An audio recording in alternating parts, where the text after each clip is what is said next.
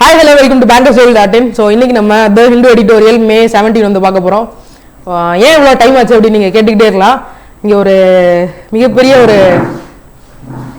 Pressure கூட்டம் வந்திருக்கு. அவங்களுக்கு இது சொல்லி புரிய வச்சு ஆரம்பிக்கிறதுக்குள்ள கொஞ்சம் தடுமாற்றம் ஆயிருச்சு. லைட் போடல, அதுதான் இங்க பிரச்சனை. சரி, ஓகே. இன்னைக்கு இந்த லைட் போடாத பிரச்சனை மாதிரியே இந்தியா ஈரானுக்கும் வந்து டெவலப்மெண்ட் நிறைய வந்துகிட்டே இருக்கு. இந்த லைட் போடாத பிரச்சனைகள் மாதிரி அவங்களுக்கும் நிறைய இருக்கு. ஸோ அதான் வந்து சொல்ல வரேன். சரிங்களா? அதெல்லாம் வேணாம், என் மூஞ்சி நல்லாவே கலராக தான் இருக்கு அப்படின்னு சொல்றாங்க. So Iranian foreign minister so slippery slope on India and Iran developments. So இதை பற்றி தான் வந்து இன்னைக்கு வந்து பேச போகிறோம். ஸோ அதை பற்றி தான் இன்னைக்கு நம்ம எடுக்க போகிறோம். ஸோ டீம் அந்த ஸ்க்ரீன் நம்பர் 10 வந்து போட்டிங்க அப்படின்னா கொஞ்சம் பெட்டராக இருக்கும். போட்டிங்களா? Okay, done. அதை அப்படியே வச்சுக்கோங்க, நான் ஜூம் பண்ணிக்கிறேன், நீங்கள் எதுவும் பண்ண வேணாம். Okay, done. Okay, thank you team. Okay, done. Okay. Slippery slope on India and Iran developments. India must not be a mute spectator as tension rise in the Gulf. So Gulfல வந்து இப்போ ரீசெண்டா வந்து ப்ராப்ளம் வந்து போயிட்டு இருக்கு. So Iran, US, China, so எல்லாத்துக்குமே வந்து ஒரு குளோபல் ட்ரேட் வார் மாதிரியான ஒரு பெரிய விஷயங்கள் வந்து போயிட்டு இருக்கு. ஸோ அதை பற்றி தான் இந்த வீக் ஃபுல்லாக வந்து பார்த்துட்டு இருந்தோம். ஸோ இப்போ ஈரானுக்கும் இந்தியாவுக்கும் உள்ள டெவலப்மெண்ட்ஸ் பற்றி பேசுறாங்க. May 2, 2019 முன்னாடியே வந்து US வந்து ஒரு நம்மகிட்ட வந்து ஒரு ரெக்வஸ்ட் வந்து வச்சிருந்தாங்க. ரெக்வஸ்ட்னு சொல்லலாம், இல்லாட்டி ஒரு ஆர்டர்னு சொல்லலாம். என்ன அப்படின்னா, ஈரான்ட்ட இருந்து ஆயில் இம்போர்ட்டை வந்து நம்ம 0% ஆக்கிடணும் அப்படின்னு சொல்லியிருந்தாங்க. அதுக்கு முன்னாடி நம்ம ஓவரால் குளோபல் இதில் வந்து 10% வந்து வச்சிருந்தோம். அதை 0%க்கு மாற்ற சொல்லி நம்மள்ட்ட வந்து ப்ரெஷரைஸ் பண்ணிட்டு இருந்தாங்க. ஸோ இது எல்லாத்தையுமே வந்து போன எடிட்டோரியல்ஸ்ல வந்து நம்ம பார்த்துட்டு இருந்தோம். ஸோ அதை பற்றி தான் வந்து இன்னைக்கு நம்ம ஃபுல்லாக வந்து செக் பண்ண போறோம். So Iranian foreign minister Javad Zarif so was in New Delhi this week as part of a regional outreach that includes Russia, China, Turkmenistan and Iraq amid rising tensions in the West Asia. So West Asia அப்படின்ற போதே வந்து Iran and other countries, Gulf கண்ட்ரீஸை சேர்ந்ததான் வந்து West Asia. So அந்த இதில் வந்து சொல்றாங்க. இதில் யாராவது தான் பார்ட்டா இருந்தாங்க இந்த அவுட்ரீச்ல அப்படின்னா, அவுட்ரீச்னா ஒன்றும் இல்லை, ஒரு கூட்டமைப்பு. அந்த இதில் இருக்கக்கூடிய ஒரு விஷயங்களை தான் வந்து அவுட்ரீச் அப்படின்னு வந்து மென்ஷன் பண்ணியிருக்காங்க. ஸோ ஒரே நிமிடம்.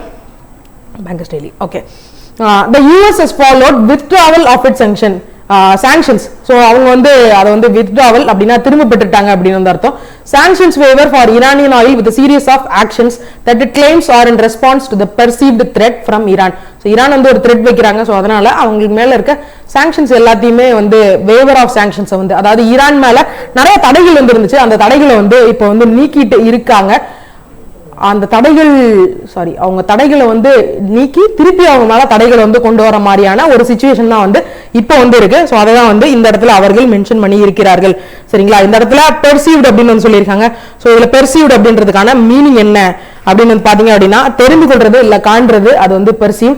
இதுல வந்து டைரக்டா வந்து த்ரெட்டை வந்து வியூ பண்றாங்க. ஸோ அதான் வந்து சொல்லியிருக்காங்க. இட் ஹாஸ் ரீகால்ட் ஆல் நான் emergency diplomatic staffs based in neighboring Iraq. So ஈரான்ல இருக்கக்கூடிய நான் emergency diplomatic staff, emergency diplomatic staffs தவிர நான் எமர்ஜென்சி டிப்ளமேட்டிக் ஸ்டாஃப்ஸ், அதாவது என்ன, நம்ம இதுல வந்து ஹையர் அஃபீஷியல்ஸ் வந்து டிப்ளமேட்டிக் ஸ்டாஃப்ஸ் அப்படின்னு சொல்லுவோம். ஸோ அவங்கள வந்து ரீகால் வந்து பண்ணிட்டாங்க. யார் அப்படின்னு பாத்தீங்க அப்படின்னா யூஎஸ் வந்து பண்ணியிருக்காங்க. sent an aircraft from Iran, sent an aircraft carrier USS Abraham Lincoln. So USS Abraham Lincoln banking எக்ஸாமுக்கு ரொம்ப முக்கியம் கிடையாது, பட் ஆனால் வேற எக்ஸாம்ஸ் PSCs அந்த மாதிரி படிக்கிறீங்க அப்படின்னா USS Abraham Lincoln was a aircraft carrier. So அது என்னென்ன கேரி பண்ணுது அப்படின்றது கொஞ்சம் முக்கியமான விஷயம். டிஸ்கிரிப்டிவ்க்கு கொஞ்சம் தேவைப்படும். ஓகேவா?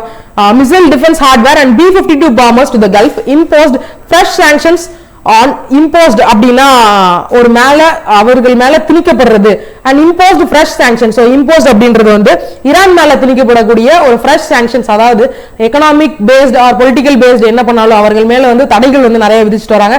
ஸோ அதான் வந்து இந்த இடத்துல மென்ஷன் பண்ணியிருக்காங்க. on various Iranian entities and slapped a terror designation for the Islamic Revolutionary Guard Corps. So Islamic Revolutionary Guard Corps வந்து யார் இருக்காங்க அப்படின்னு பாத்தீங்க அப்படின்னா ஈரான் தான் வந்து இருக்காங்க.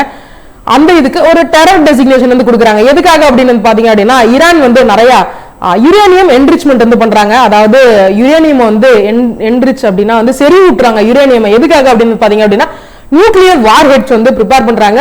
அவங்க நியூக்ளியர் வார் ஹெட்ஸை ப்ரிப்பேர் பண்றது மட்டும் இல்லாம யூஎஸ் உடைய முக்கியமான குறைகள் என்ன அப்படின்னா, அதை அவங்க நான் நியூக்ளியர் ஸ்டேட்ஸ்க்கு வந்து விற்கிறாங்க.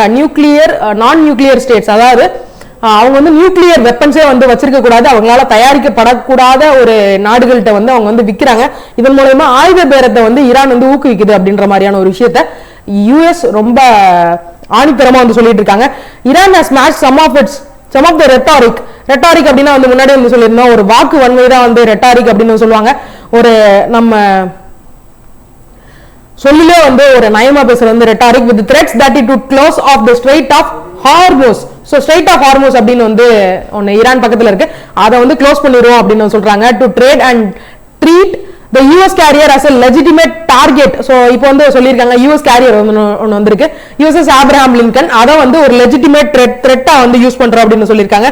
லெஜிட்டிமேட் அப்படின்றது சட்டப்படி அது வந்து ஒரு டார்கெட்டா தான் வந்து ஈரான் வந்து கன்சிடர் பண்ணுது அப்படின்னு சொல்றாங்க. If it came anywhere close to Iranian waters, so strait of ஹார்மோன்ஸ்ல இருந்தவங்க இருக்கணும், அதை தாண்டி அவங்க உள்ள வந்தாங்க அப்படின்னா டமால் டமால் அடிச்சு நோத்திரும் அப்படின்ற மாதிரியான ஒரு விஷயத்தை தான் வந்து அந்த இடத்துல ஈரானியன் கவர்மெண்ட் வந்து மென்ஷன் பண்ணியிருக்காங்க. Making matters was it is clear that the US aims to pin the Iranian government and military forces blame for attacks on 2 Saudi Arabian oil tankers. So இப்போ இந்த பிரச்சனை எதுக்கு எடுத்துட்டு வராங்க அப்படின்னா இந்த இடம் தான் வந்து முக்கியமான காரணம். சவுதி அரேபியாவில் இருக்கக்கூடிய ஒரு ஆயில் டேங்கர்ஸ் மேல அவங்க வந்து பாம்பிங் பண்ணியிருக்காங்க. ஸோ அதனாலதான் இப்போ இந்த பிரச்சனையை யூஎஸ் ஈரான் டீல் வந்து திருப்பி வந்து கொண்டு வந்திருக்காங்க ஓவர் த வீக்கெண்ட். ஸோ ஈரான்ல இருக்கக்கூடிய சவுதி அரேபியன் ஆயில் டேங்கர்ஸ் மேல அவங்க வந்து தாக்குதலில் வந்து ஈடுபட்டிருக்காங்க. ஸோ அதான் இந்த இடத்துல கொடுத்திருக்காங்க. US national security adviser John Bolton ரீசெண்டா தான் வந்து அப்பாயிண்ட் பண்ணப்பட்டார். So remark that any attack on the United States interest or those of its allies. Saudi Arabia is an ally of United States. So ally அப்படின்னா ஒரு கூட்டாளி. So அந்த மாதிரியான ஒரு கூட்டு நாடுகள் வந்து இருக்கு. ஸோ சவுதி அரேபியா வந்து ரீசெண்டா வந்து இவரை வந்து விசிட் பண்ணியிருந்தாங்க, டொனால்ட் ட்ரம்ப் வந்து விசிட் பண்ணியிருந்தாங்க. முகமது பின் சலாம் என்னாச்சு அந்த இடத்துல அந்த ஒரு லாக் இருக்கும், அதை மட்டும் கொஞ்சம் இது பண்ணீங்க அப்படின்னா கரெக்டா சார் மேலே அங்கதான் அதை புல் பண்ணி விடுங்க, அந்த ட்ரிகர் புல் பண்ணி விடுங்க பேக் சைட், அவ்வளோதான் done. Okay I am back. So அப்படின்னு நினைக்கிறேன். Okay done back. So allies அப்படின்னா வந்து அவர்களுடைய கூட்டாளிகள். allies will be met with unrelenting force அப்படின்னு சொல்லியிருக்காங்க. ஸோ இதுல unrelenting அப்படின்னா என்ன அப்படின்னா ஒரு இடையறாத ஒரு அசைவிலா ஊக்கமுடைய அப்படின்றது தான். ஸோ ஒரு அது வந்து ஒரு ஈல்டு பண்ணி கொடுக்காத ஒரு ஃபோர்ஸ், அதாவது வந்து யாராவது ஒருத்தங்க கேட்ட நம்ம வந்து சீக்கிரமா விட்டு கொடுப்போம் அப்படின்னா விட்டு கொடுக்கவே மாட்டோம், அதான் வந்து unrelenting force அப்படின்னு சொல்றாங்க. gives the impression that the ground is being prepared by the US aided by Saudi Arabia and Israel for an escalation, மேல கொண்டு போனோம். ஸோ இந்த பிரச்சனை வந்து அடுத்த கட்டத்துக்கு வந்து எடுத்துட்டு போறதுக்காக இந்த விஷயங்கள் எல்லாம் யூஎஸ், சவுதி அரேபியா, இஸ்ரேல் 3 நாடுகளும் பண்றாங்க. ஏன் அப்படின்னா பக்கத்துல இருக்கக்கூடிய சவுதி அரேபியாவுக்கு இது வந்து ஒரு மிகப்பெரிய ஒரு த்ரெட். எதுக்காக அப்படின்னு பாத்தீங்க அப்படின்னா அவர்கள்ட்டையும் வந்து நியூக்ளியர் வார்ஹெட்ஸ் வந்து அவங்கள்ட்ட கிடையாது, பட் ஆனா ஈரான்ட்ட வந்து நிறைய இருக்கு அப்படின்னும் போது அவங்களுடைய பக்கத்து கண்ட்ரியான சவுதி அரேபியாவுக்கு வந்து ஒரு மிகப்பெரிய த்ரெட்டா தான் வந்து இருப்பாங்க. ஸோ அங்கதான் போர் வந்து அவங்க நாட்டிலேயே வந்து பிரச்சனை வரும். ஸோ அவர்களுக்கு எக்கனாமி வந்து தடைபடும். ஸோ இந்த மாதிரியான விஷயங்களுக்காக அந்த நாடுகள் பயப்படுது.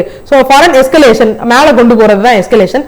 ஸோ இந்த இடத்துல அதான் மென்ஷன் பண்ணிருக்காங்க. ஸோ அடுத்த பேசேஜ் வந்து பாத்தீங்க அப்படின்னா given the signs of a gathering storm, India must consider not only its own interest in terms of its tie with Iran. So முக்கியமான விஷயம் என்ன அப்படின்னா ஈரான் வந்து ஒரே ஒரு விஷயத்துல தான் வந்து நம்ம கூட ரொம்ப பெரிய இது பண்ணிட்டு இருக்காங்க. அதுக்கு முன்னாடி வந்து பாத்தீங்க அப்படின்னா சப்பார் போர்ட் அப்படின்னு அங்க ஒன்று வந்து இருக்கு.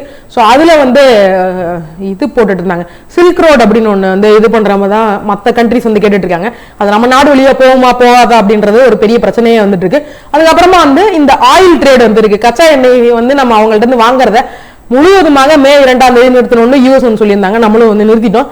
And with the US and its allies, but also its position as a regional power. So India வந்து அவங்களுடைய regional power-ஆ வந்து அவங்களுடைய strengths வந்து கொண்டு வரணும் அப்படின்றது தான் இந்த இடத்துல வந்து சொல்றாங்க. Okay done.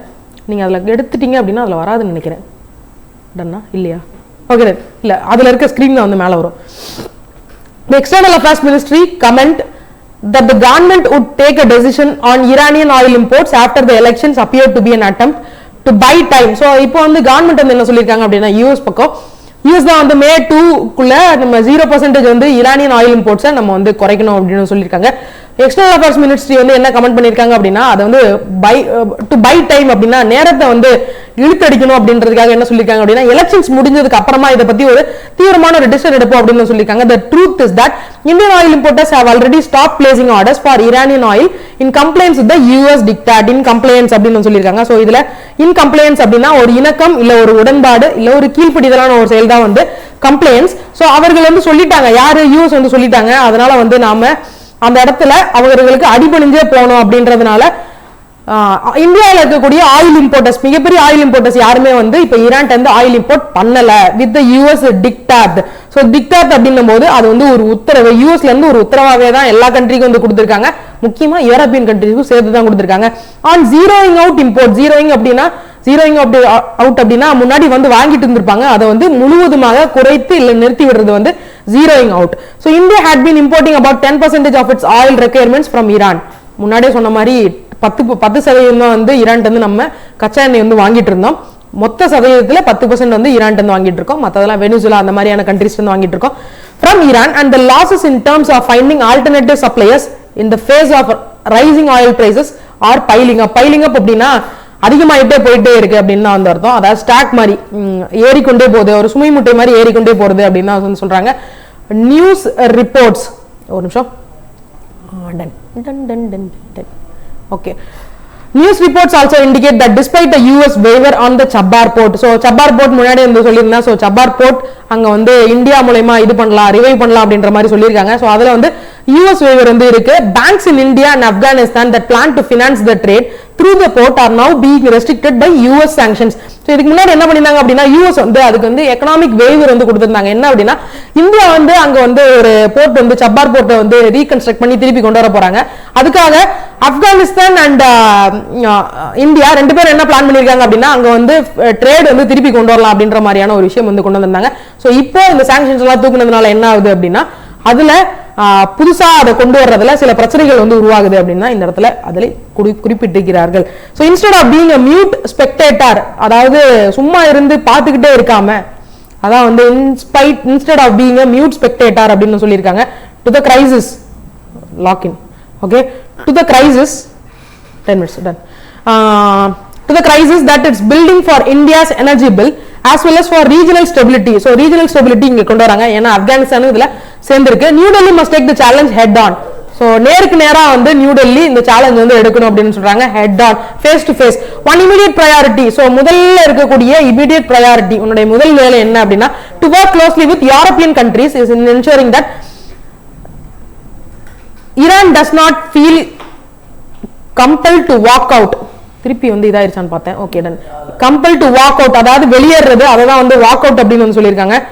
Of the nuclear deal, இப்போ வந்து அவங்க வந்து அந்த நியூக்ளியர் டீல்ல இருந்து வெளியேறி விட்டார்கள் அப்படின்னா யூரோப்பியன் கண்ட்ரீஸ்க்கு வந்து கச்சா எண்ணெய் கிடைக்கிறதுலயும் மற்ற எக்கனாமிக் சாங்ஷன்ஸ்லயே வந்து பிரச்சனை வருது. ஏன் அப்படின்னா யூரோப்பியன் கண்ட்ரீஸ் வந்து ஈரான் கூட ட்ரேட் வைக்கும் போது டாலர்ல வந்து ட்ரேட் பண்ணாம வேற ஒரு கரன்சி, அதாவது அவங்களுடைய லோக்கல் கரன்சில வந்து ட்ரேட் பண்றாங்க, தட் இஸ் யூரோ, இல்ல அவங்களுடைய ஈரானியன் கரன்சி, இது ரெண்டுலயும் தான் பண்ணிட்டு இருக்காங்க.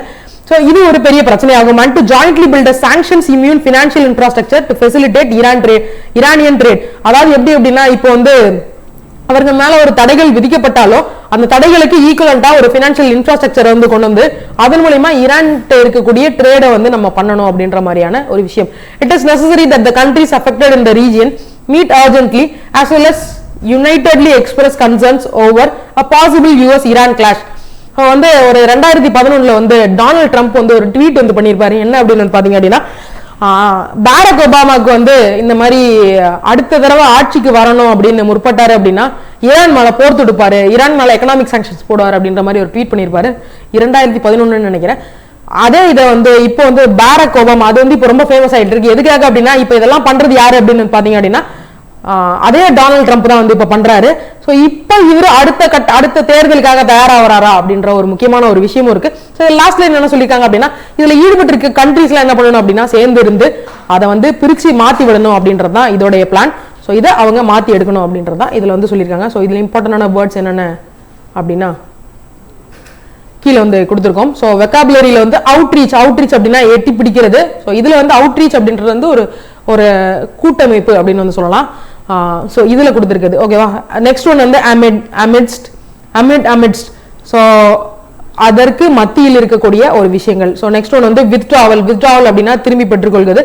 நெக்ஸ்ட் வந்து வெய்வர் அப்படின்னா ஒரு விஷயம் அவர்கள்ட்ட இருக்கு, ஆனா அந்த விஷயம் வந்து அவர்களுக்கு கொடுக்காம, அதாவது எப்படின்னா ஒரு எக்கனாமிக் வேவர் அப்படின்னா உங்களுக்கு நீங்க எனக்காக ஒன்று கொடுக்குறீங்க அப்படின்னா அது இல்லாம நீங்க எனக்கு முழு காசு கொடுக்குற மாதிரியான ஒரு விஷயம் தான் வந்து வெய்வர்.